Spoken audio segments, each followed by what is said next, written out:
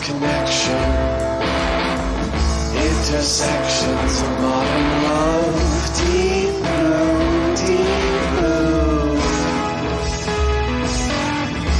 blue, lost connection. Hello. Hello. I'm Avalon. I'm Landon. Our band is called Long Call. And we have a single out called Deep Blue. So, Landon, can you describe the process of writing Deep Blue? I surely can. That song started with lyrics. That was something. The first lines of the song is sort of evident of what was going on. It was literally waking up, in a little country log house on the south shore of Nova Scotia, and sort of like stream of consciousness. Some of those things ended up staying in the song, some of them didn't.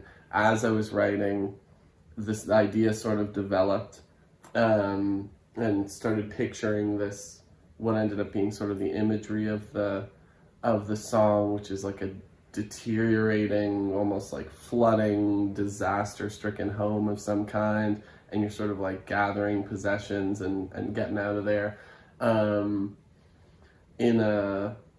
The imagery there felt like quite literal in some ways, of like that's what I was picturing, and what Avalon and I talked about when we first started talking about the lyrics of the song. And then the instrumentation really, that guitar, the rolling guitar part, was the basis of it, that picking pattern. And then being at that house alone in the evening and wanting to play something really loud, I just started playing really distorted out the same chords, but really distorted bar chord versions, with the amp really cranked, and then felt like maybe those two parts could be joined. Okay. And Avalon, what would you say, what meaning lies behind the song? Well, I feel like, okay, so when we write songs together, it's like that song started with, Landon kind of had like the outline of the song ready, and I think like maybe you had the first verse. Yeah, no second verse, and like part of the chorus, or like some of the words of the chorus. So then when we write songs together, generally we're kind of like going over and over and over again, kind of like singing over things, seeing what we want to add in. Mm-hmm. It's like we're producing it as we're writing it. So it's like if one of us hears another layer that we want to add in, then we do it in the moment. So we kind of did that with that, with the second verse, and with the build, and then with the verse that I sing. We wrote that while we were working on that song over that few days.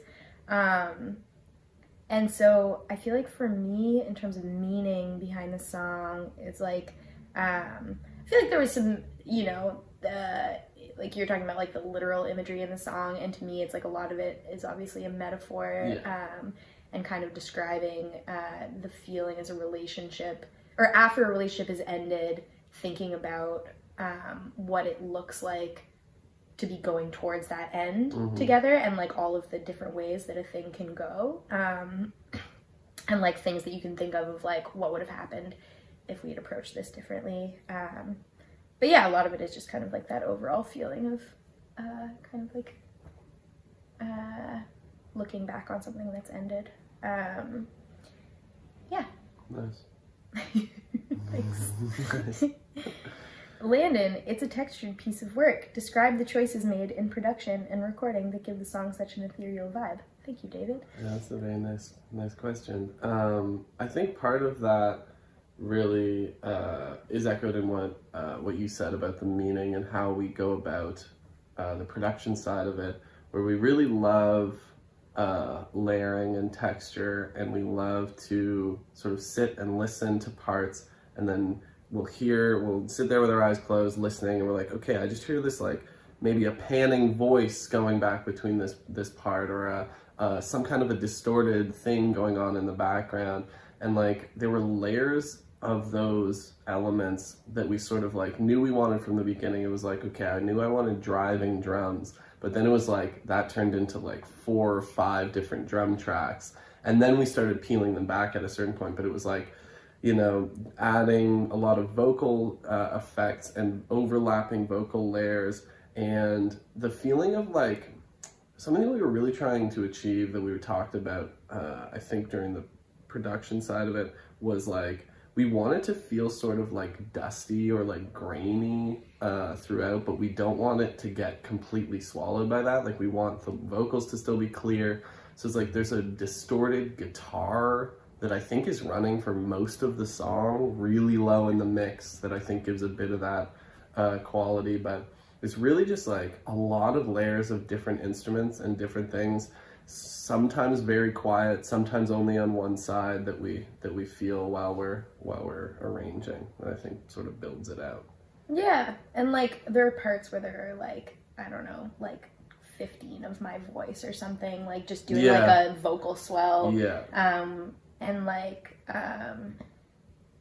yeah, I don't know, like there's a part where there's a kettle whistling, and I don't even remember whether it's like, was that an accident that then we decided to keep in? It was an accident, and then we did it more deliberately. Yeah, right. It was like we heard it behind one of the takes, I think. Right. And we were like, that actually sounds nice in this part, and then I think I set up the mic to get it properly, and then we put it in the mix. Yeah. So it's like, for that song and for most of the other singles that we've put out so far, we're kind of just like spending a few days like tunneling in and doing all of it at once, like writing it while we're recording the various pieces and doing production stuff all at the same time.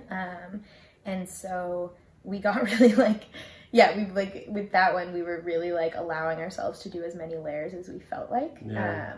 And there were times where we ended up scaling back, you know, like in the build section, there were a bunch of voices and stuff that we ended up taking out. And it got too messy in the end. But yeah, I feel like letting ourselves kind of be as